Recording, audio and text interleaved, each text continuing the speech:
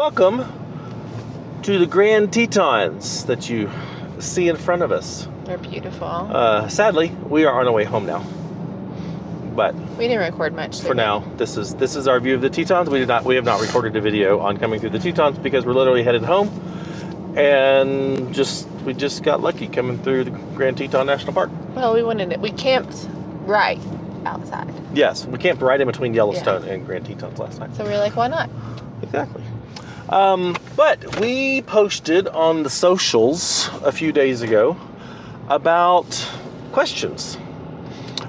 We haven't done a Q&A video in a while, and lots have changed in our lives. There's been a lot going on between Kara just finishing the Rebel Rally, us purchasing Upton, the Rossmonster, for full-time overland travel. So many questions. Issues that I'm currently having with Sully and it needing a new engine. Which vehicles are we keeping? What about the Conqueror? All kinds of questions. So, as we're driving... Yeah, we had questions about Goose. So, as we're driving, thought we'd knock out this Q&A video. And apparently I'm not going fast enough doing the speed limit for this Tacoma. So there were quite a few questions. You guys just blew us up in the comments, and I'm gonna try to categorize most of these so we're not just going through every single question. But yeah, we'll get into it. First, let's talk about the three big things. Okay. Lots of questions about Upton. So, a question here in transitioning to full-time Rossmonstering. I like that. What's our plan? Selling the house, keeping the house, getting storage units, making do? And the answer to that is kind of now and later. For right now, we're keeping our house. We rent. Let's say, as some people know, we do rent. Yeah, we do rent our house. That's always our goal, is to not have a home like that. Yes, that was our plan 5 years ago, or almost 6 years ago when we got married. We knew this was coming, and so we rented. I did not want to have to deal with maintenance. I did not want to have to deal with lawn care. And so all that's covered in renting a house, or at least the house that we rent. And so we're keeping our house because for right now, Kara's daughter just started college. She is living in the house while we travel. And so until she decides to, probably in the next year, move out, get a roommate, get her own place, then we will decide no house, get a much smaller house. Then we'll decide that then. But for right now, we're just keeping what we have and making do. Initial question here. No, the Rossmonster's still new, but have you have you questioned yourself with it being too big? No. I've not really experienced it as much as you, so I feel like a lot of the Rossmonster questions, like I've only been in it getting to places. Like even on the post-Rebel Rally trip, we've used it getting places. We've never used it to take it and sit and enjoy that. And I'm really looking forward to that coming up. But as far as the size, of course, there's not any perfect vehicle. Jeep, Toyota, Westie, Rossmonster, camper van. There's not a perfect vehicle. Everything's going to have its limits as far as some size, some capabilities. But it's perfect for us. Like even on these one-nighters that I've stayed in it, and you can probably speak more to that, I have zero regrets. It's so comfortable. No, absolutely zero regrets. And here's the thing, with us choosing something to be our home on wheels, I think the Rossmonster is so far the best compromise in comfort and capability. You can buy bigger vehicles, Earth Roamers, Storyteller Hilts, things built on the 550 chassis, they're massive, much bigger living spaces than what we have, but they are going to be much more limited on where they can go off-road because of just their size. I have done things in this Rossmonster already that I would not have done in an Earth Roamer or a Storyteller Hilt. And you've done things that I wouldn't have done in Rossmonster, so. I don't know. I don't know. I mean, it's hard to say. I would have taken you to the dunes. Yeah, you would have. No, I wouldn't have. Yeah, you would have. Not like you. You haven't even seen the videos of how I did the dunes. You would think that I did lame in the dunes. I would hope so. You did. You would think that I did lame in the dunes. And that's part of the trade-off, right? Like, it's so easy to say, like, is that because a lot of people view this as just a vehicle or just an upgrade from the rooftop tents, just a total different aspect. But no, this is our home. This is like where we travel. This is where we live out of. This is our home base. Whenever you compare it to like your home, that gives it a little bit different view. Mm-hmm, it does. And I think this is a much better option than this question mentioned a 4x4 Sprinter van. Because this has more livable space than a Sprinter van and is more off-road capable than a Sprinter van. Because the Sprinter vans are just narrow and tall and just really have a bad center of gravity, and I'm not a fan of that. But honestly, I think I think this is the best compromise. The 350 chassis, the Ford comes stock with a rear locker. It's got comfortable living space for us. Last night we slept in an area between Yellowstone and here. Snow ground. That it was 14 degrees overnight.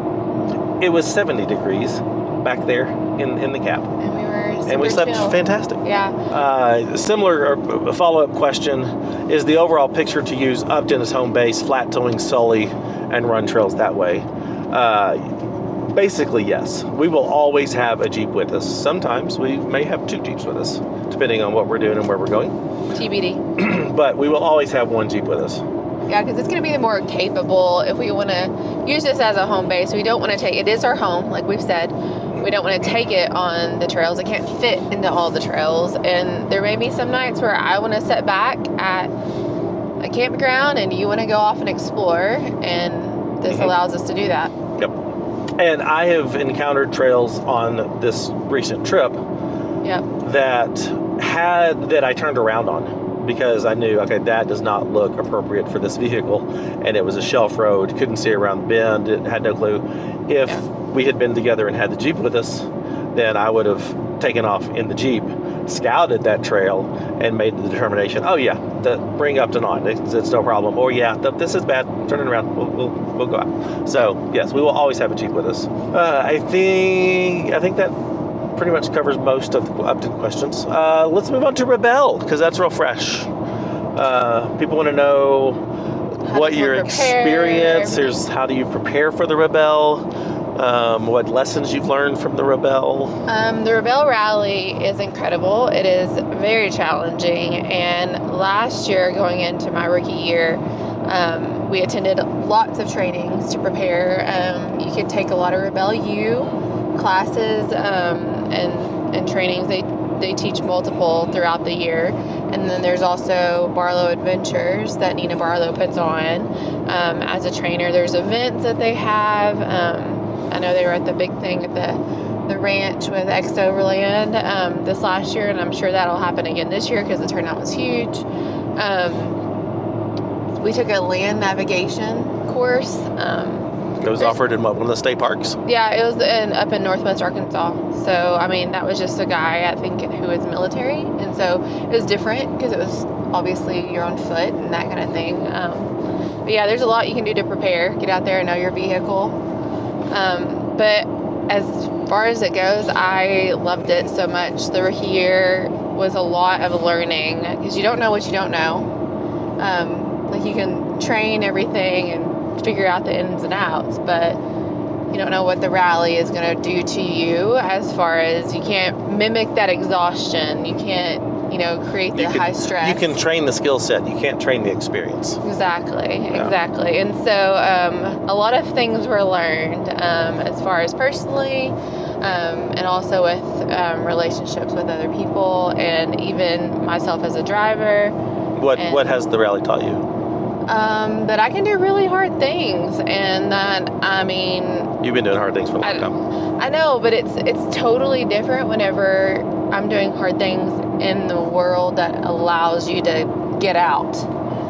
When you're in the rally, the hard things that come, you have to deal with them then and not let it set you back. Otherwise, it's going to set you back consistently.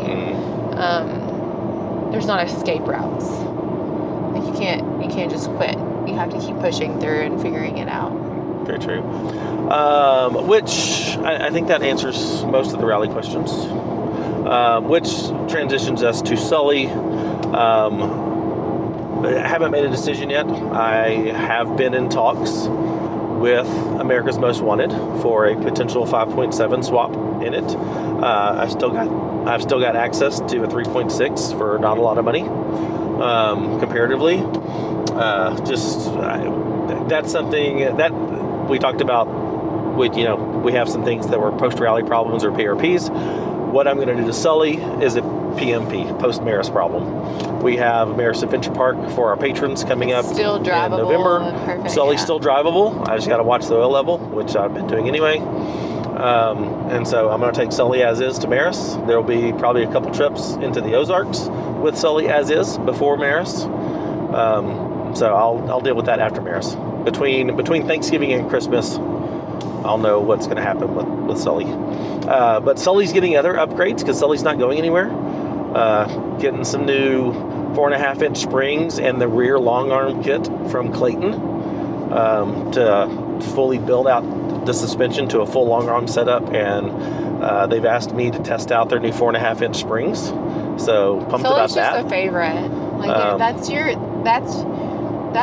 it's just special. So Sully's not going anywhere. Yeah. Sully's not going anywhere. I like the Bionic Man. I will build him and make him better. So let's move into some of the other questions, and we'll kind of do these as a lightning round. Oh, I like that. Just kind of go through of all our adventures thus far. Which one would you call home? Rather, which location? Yeah. I don't know if I can. This is the lightning round? This is how you're I know, starting right? that? I know. As soon as I asked the question, I was like, oh, that's not just a quick, easy. No, I can't think of one. Like, everywhere we go, I think, oh, this is the best place ever, which is kind of a joke, but I really do. I think this is the best place. And even some places that we've been and then go down, then we've been to new places, then you go back, it's like, oh, I remember why I love this so much. I'm going to be very, very cheesy, because I'm sitting here trying to think of a place. And this is probably going to be really cheesy, but with what we do, home isn't really a place. Home is where we park it. Home is where we are, and that's true. I think of like the Rossmonster now, and wherever we take it, like this is home. Yeah. This is just we have really cool views from home. There's another question: if we could only pick one state to live in, which state would you pick? Can we pick an area? Nope, just a state. I know mine. Mine was actually pretty easy. Mine's Utah. Not Arizona? Not Arizona. Mine's Utah. Really? Yeah. That's just because of the diversity. You've got the hardcore wheeling like Moab. You've got the national forest up by Salt Lake. You've got the deserts down to the south. You've got 5... You have access. You've got 5 national parks. Yeah. I'd probably go Utah too. I'd pick Utah. I would probably say California. Whoa. If not for the politics. I would never live in California. I'd love to visit California. California's got some of the best whittling in the country. Having done the Rubicon now. And all the places that we visited in the rally. But I would never live in California. I think I'd either have to say Montana or Arizona. Probably, honestly, Arizona. I'm choosing Arizona. Because it doesn't have the politics. I love Utah, but I have heard... Is that the sign? That is the sign. Man, we got to stop. We got to turn and get a sign. Okay, sorry about that. We had to take the photo in front of the Grand Teton sign, which had the Grand Tetons right behind them. It's like they planned it. Yes. I was saying Arizona. Oh, yeah. So I would say Utah, or I would say California. I love California. You said the politics. You chose Utah, which... cost of living in California. I've heard if you don't have a certain religion in Utah, so I would probably choose Arizona.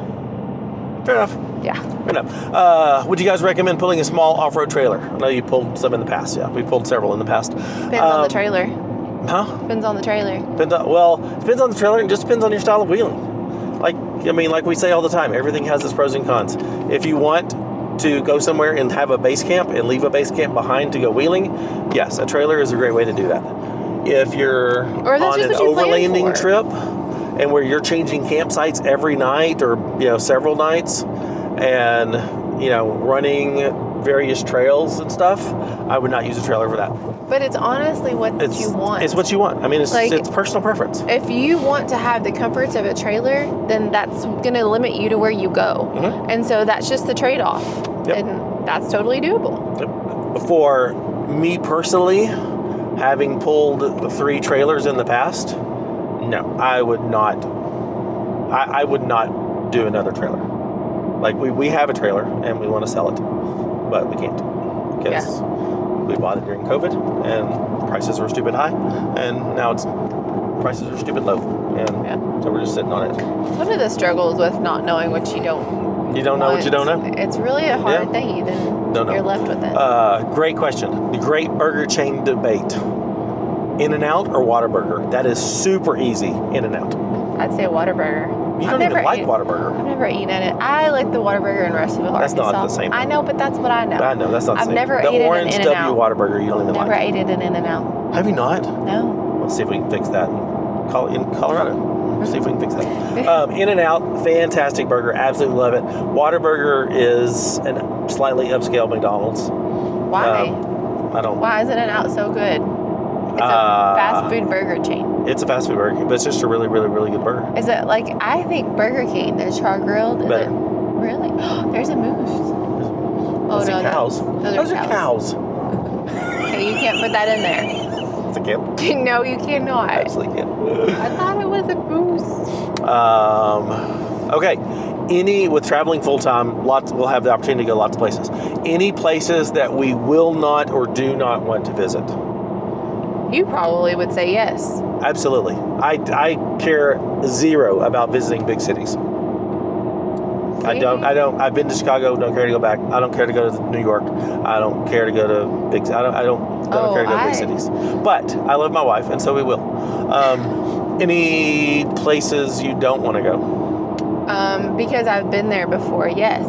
Like Las Vegas, it's sad. Like, I don't care to go back. My thing is, I want to experience that.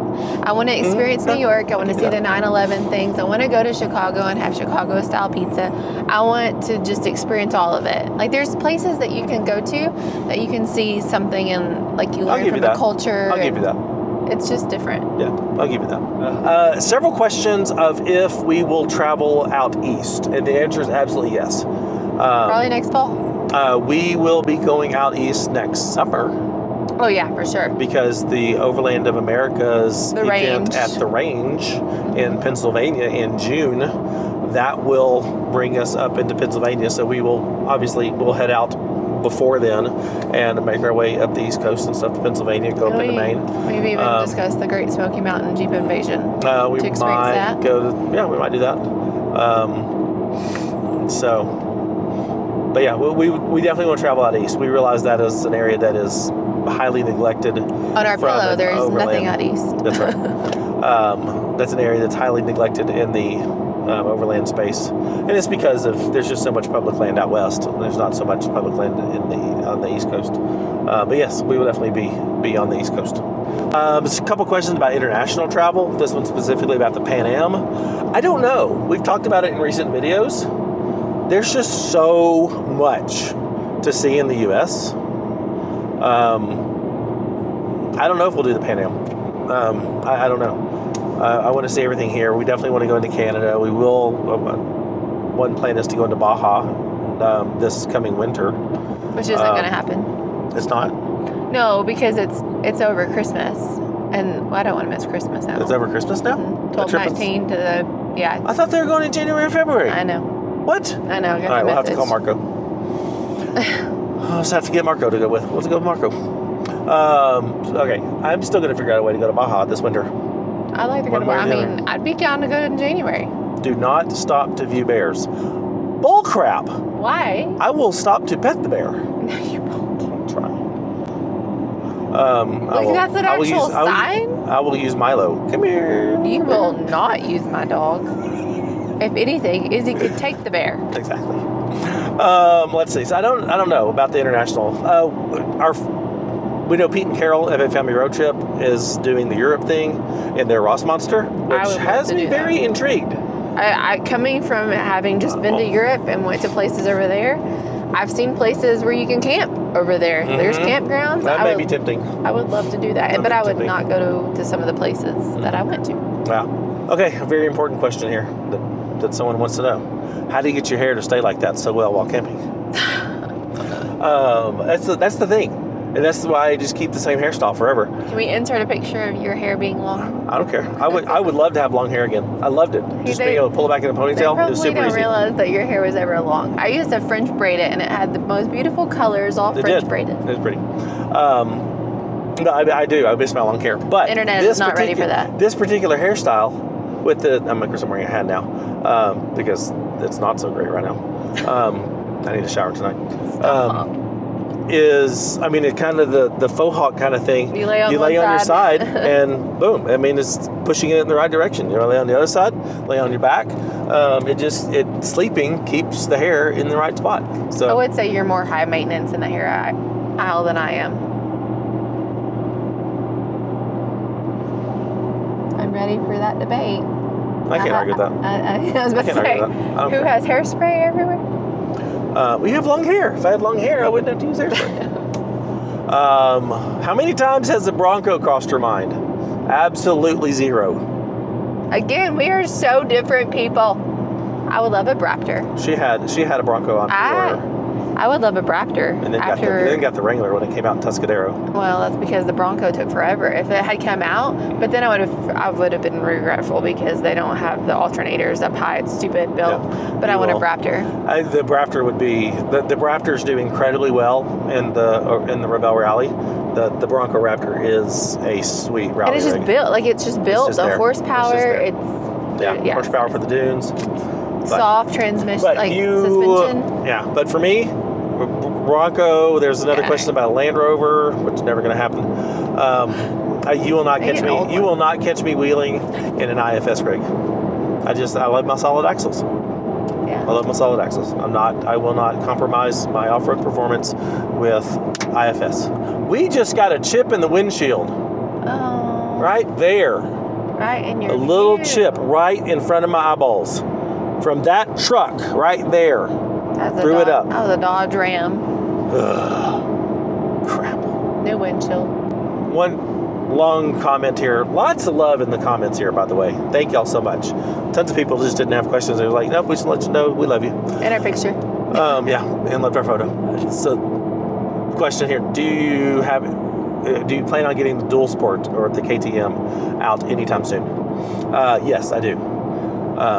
I actually, with it being fall in Arkansas, and we are on our way back to Arkansas right now, with it being fall in Arkansas, now's the perfect time. I will probably do a little overnight moto camping trip on my KTM in the next 2 weeks. Surprise. I'll take this to Disney World. Surprise. Not in 2 weeks. Wow. So yes. Yes, I'm still struggling with how to bring the KTM along with us on these trips because I love it so much, but that's hard. Yeah, so I may honestly have some hard decisions to make with my KTM. I've already thought in my head I will sacrifice my KTM if I need to fund an engine in Sully. So I don't think I came up to that decision while you were on the rally. So if funds need to be available for a new engine, I will sell my KTM. Oh, here's a good question. We've hosted trips in the Ozarks before. Are we open to doing something in other places? Yes, with us moving into full-time travel, we will host gatherings all over the place. Similar to how we do our Patreon event at Maris. They will be Patreon gatherings. So we're not tour guides. Yeah, we're not tour guides. We're people. But yeah, we will host events or just meetups in other locations across the country. That'd be fun. As we're traveling. That'd be great. This is really pretty. Can we take a moment to appreciate this? This is beautiful. This is beautiful. This is our first time through this part of Wyoming. Exactly. So let's just take a moment. I'm down. Like 1 minute break, guys. What's one place, trail, you haven't traveled yet, like kind of a bucket list place that you're looking forward to? Yes. Alaska for me. I want to go to Alaska and Canada and Baja. We always say our favorite places is the places we haven't been before. So my answer is yes. I'm open to going anywhere. Yes. And a follow-up question: are y'all still skydiving at new places? No. We haven't skydived in 2 years. I had a lot of back issues, and so I'm kind of leery about that. I'm still dealing with some of that. Yeah. I tried to get in the best shape before the rally, and it did. It helped.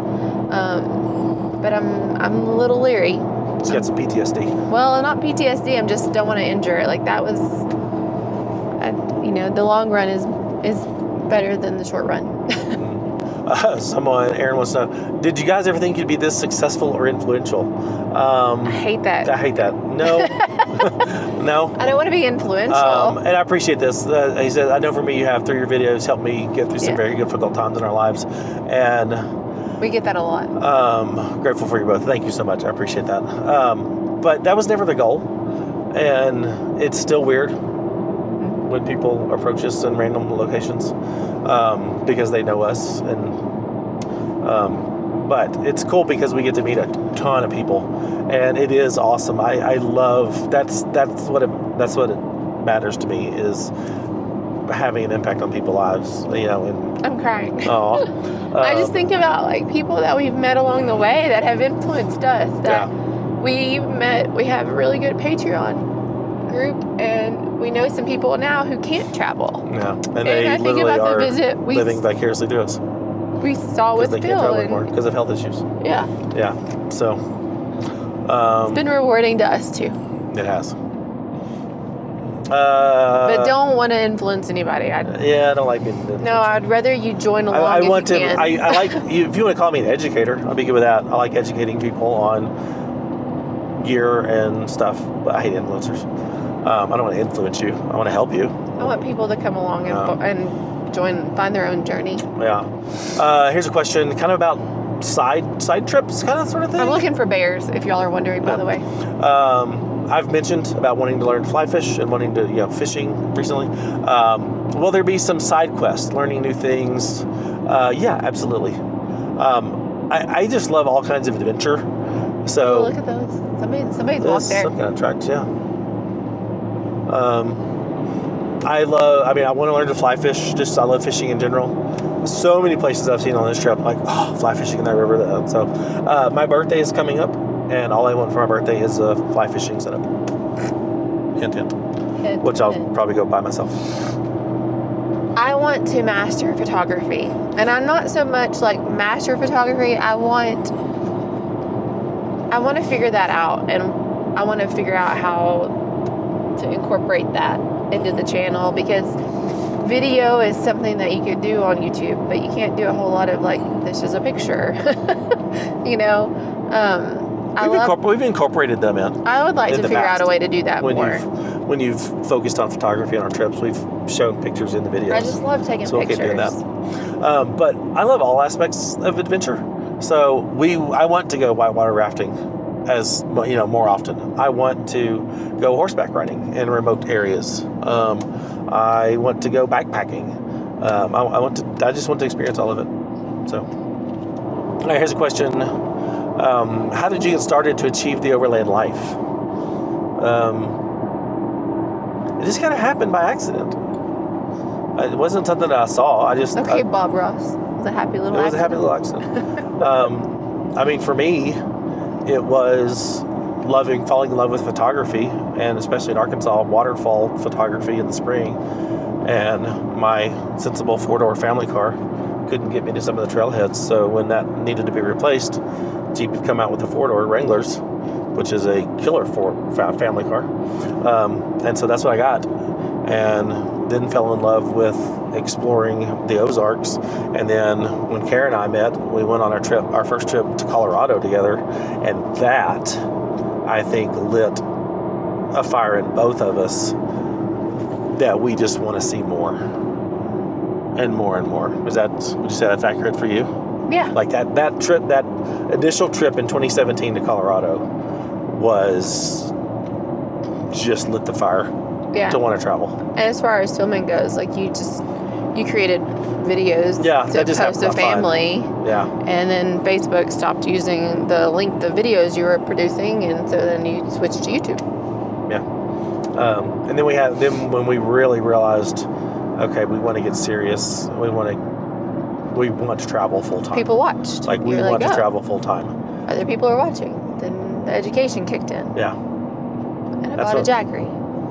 There you go. So just kind of happened by accident, but there was one point where we decided we wanted to travel full time, and that's when we got serious with the YouTube channel, and it grew a lot faster, because of COVID and stuff, than we planned. But that was a 5-year plan to grow the channel to be able to do what we're doing now. You said it really, really well whenever you said the channel is the means to share what we wanted to do. We've always wanted to do this. We've always wanted to travel. We've never wanted to travel is the goal. YouTube. Yes. It just YouTube is the means to the end. Yeah. Yes. Several questions. Where's Goose? Oh. Izzy and Milo have been hogging up the screen time. Where's Goose? He was the OG. Yeah, he is the OG. He's not was. He is. And he is at home with my daughter and the other 2 dogs. Goose is amazing. I miss him, and I know he loves travel. He gets excited still whenever we are packing. He knows when we're about to leave, and he will be making some trips, I think, in the Ozarks whenever we do some more local things. We should take him to Maris. I don't know. The issue is Goose has a very mild health issue. Yeah. In that he just piddles. Randomly. He leaves little pee spots. Honestly, it started showing up whenever we had Rooster. Yeah, it started up when we got a female dog. So we think it was a dominance thing. Maybe. And even him and Izzy will go at it sometimes. Mm-hmm. But he just piddles. And when you're at home, he wears diapers all the time at home to keep him from piddling on the couch and stuff. But when we're in a space like a rooftop tent or the bed, like the bed in the Rossmonster, we can't have him piddling on things. Well, and he doesn't do it so much at home. So he doesn't have to wear a whole lot of the diapers at home, and so we know that that's not comfortable for him. And then yeah. So that's been the biggest reason. We care more about him and his comfort and care than pulling and having him in a video. Yeah. These 2 guys are great, and they work well together, and there's not been any health issues yet with them. So. Yeah. Anything this is another question about the mileage. Anything to look for? They've got 100,000 miles on their Gladiator. Anything to look for? Not really. Not really. A trade-in. Here's the thing with Sully. People talk about, I can't believe it. Engines last more than 125,000 miles.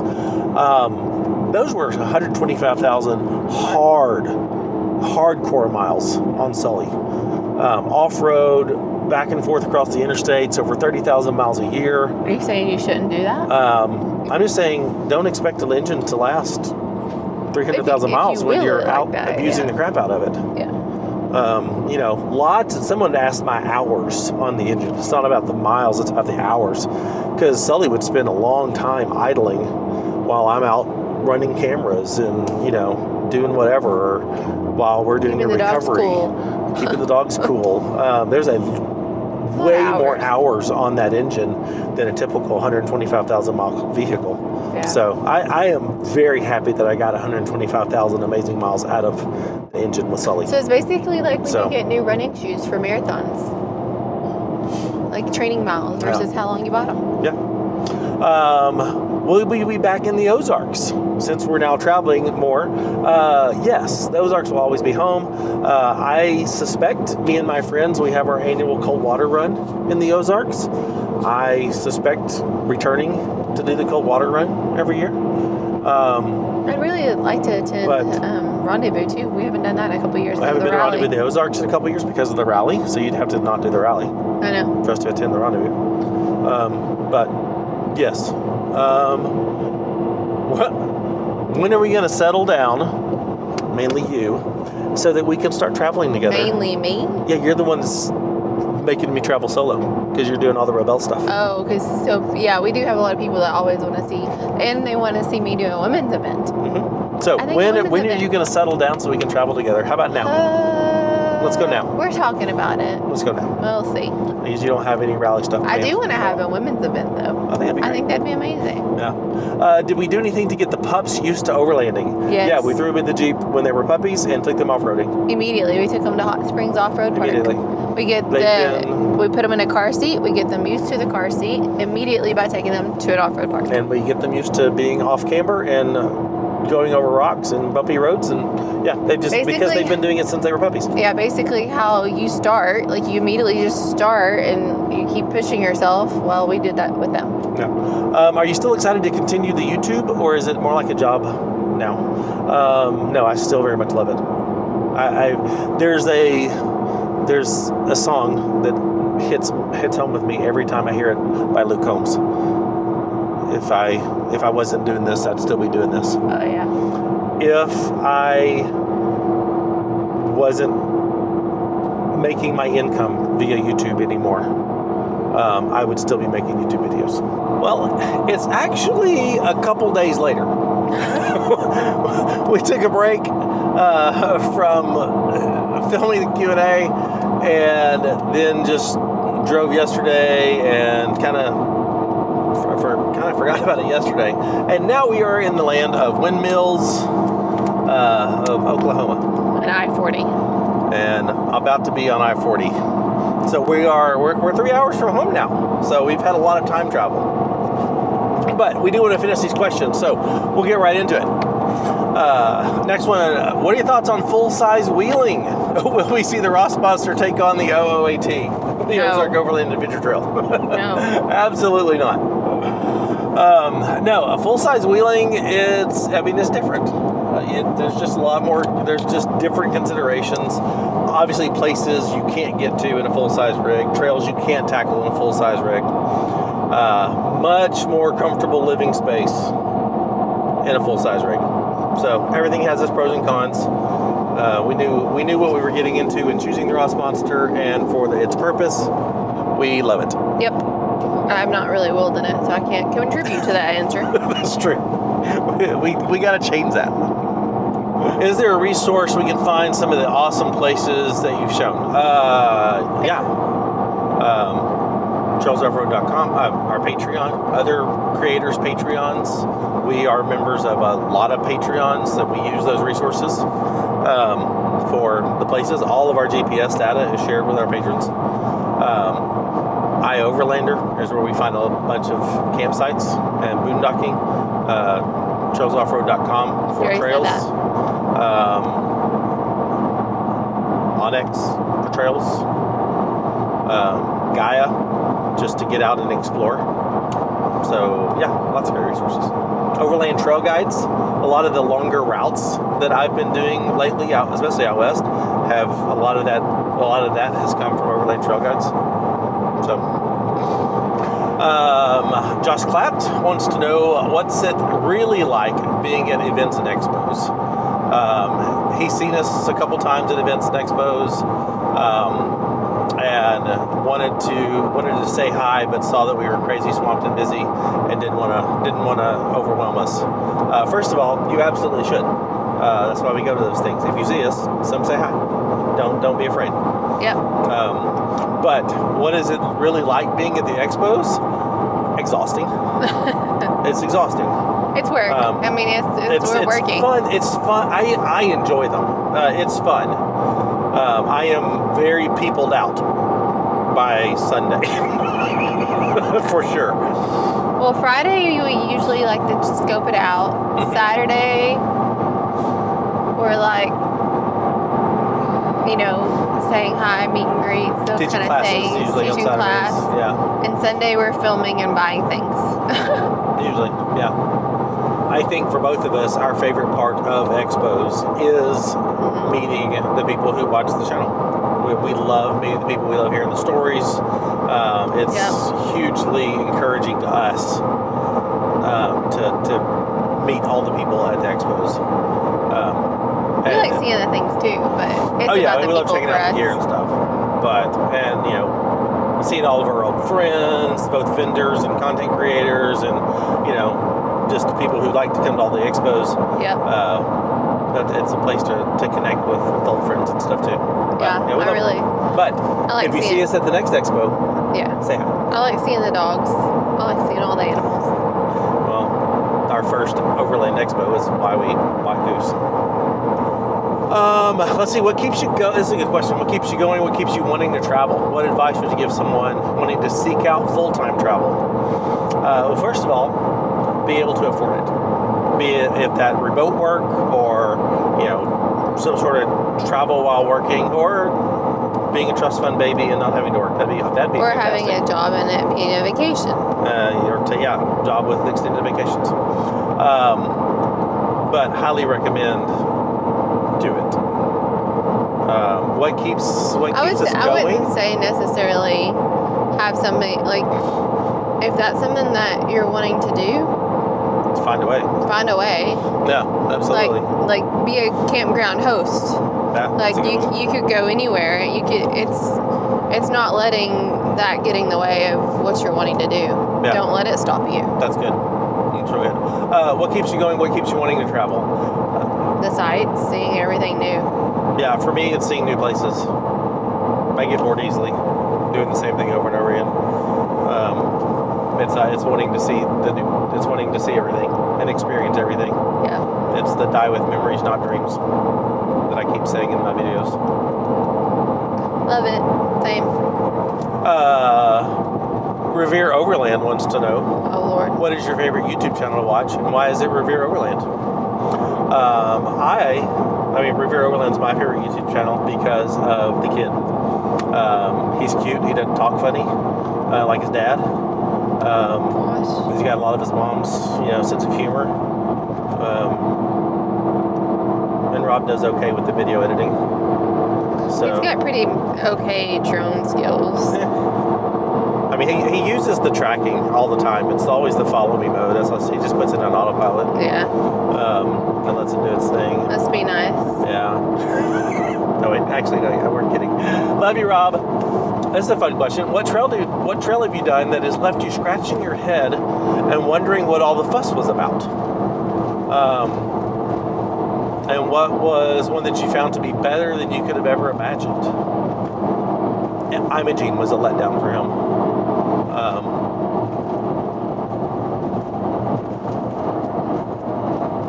And Pearl Pass blew him away. Pearl Pass definitely blew away. So, what trail's been your biggest, maybe not letdown, but just kind of, wow, what was the big deal? I know mine. Mine's easy. The OAT.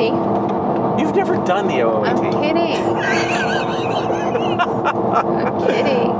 If you hit it in the spring with all the mud, it probably would be a big letdown for you. I think it's what you make it. I don't think there's been any letdown. I mean, based on his experience of what all the fuss was about, I think he's talking kind of challenging, like, oh, this is a hard, difficult trail, and we're like, huh? Are you gonna say Black Bear? Yeah. Yeah. Black Bear Pass. Black Bear Pass. There's one technical spot on it that's like, eh. Yeah, I figured you were gonna say that. And it's an easy trail with high consequences. I'm actually, it's not easy, but it's low moderate. What about Unexpected blew you away? Unexpected blew me away.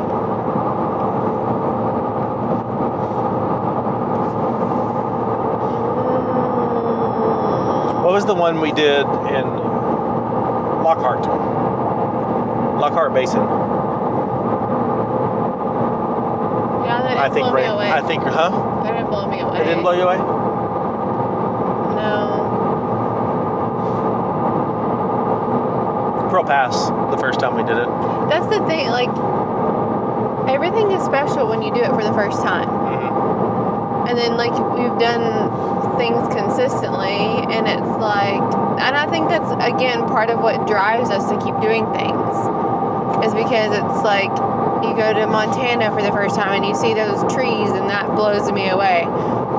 When we go back, it's still going to be really, really amazing. But it's hard because I feel like if you're constantly seeing new things, your perspective is always shifting. Always.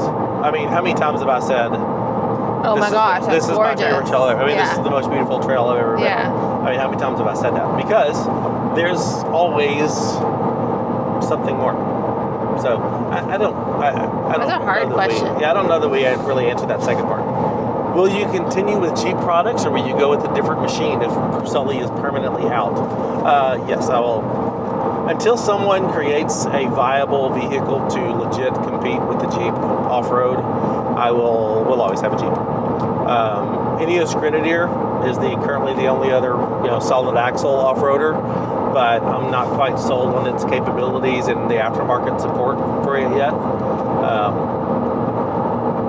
You can just put a simple lift on a Jeep and throw 37s on it and go conquer Pritchett Canyon. We will not have an Ineos Grenadier. No, Kara's not a fan. And no IFS rig will ever do what I want off-road. So, nope. Pretty much Jeeps are going to be it. Unless Jeep does something stupid and makes the Wrangler IFS. But there's always those rumors. But I don't think they'll do that. What would you say has been the most essential piece of equipment or mindset change that has gone with going full-time? The Rossmonster. The Rossmonster, The but you most said essential mindset change? piece of equipment. Or mindset change. Yeah, just the Rossmonster and having this living space for full-time travel has been the most essential piece of equipment.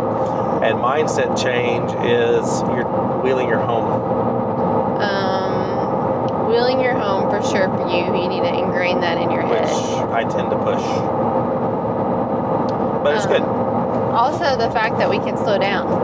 Yes. Oh my gosh. I'm so ready to slow down. That's just weird because we're so used to not being slowed down. Like we're used to having and doing as much as we can and cramming it all in there, but just know we don't have to. And that's hard. That's a hard thing. Mm-hmm. Yeah, I absolutely agree.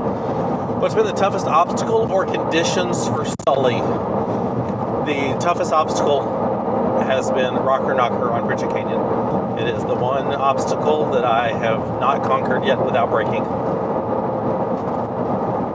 Sully handled the Rubicon fantastically without issue, but the only obstacle so far that has proven the Sully's nemesis is Rocker Knocker on Pritchett Canyon. I like how these questions are always asked towards you. I've not had any bad things that I've not been able to do. Thanks for asking.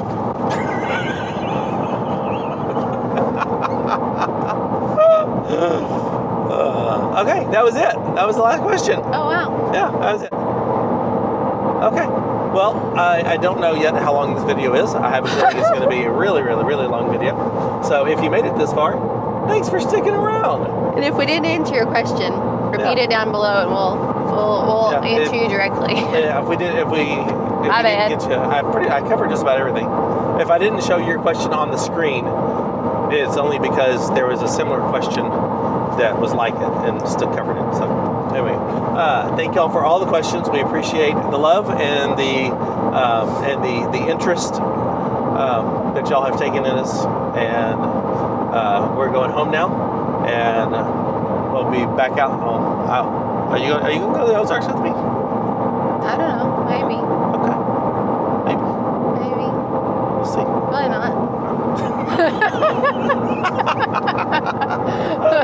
Maybe. Definitely going to the Ozarks. I'm tired. I want to go fishing. I want to go with my motorcycle. I think you've already proven to yourself that you are not a fisherman. That's not true. I have caught fish and eaten them. The only time you've eaten them is when you went to the fish house. I caught them in Colorado and the flat tops. I ate trout there. I never saw this. It was because you don't watch my videos. So, anyway, we're going home now. Thank y'all so much. We'll see you next time. Bye. Bye.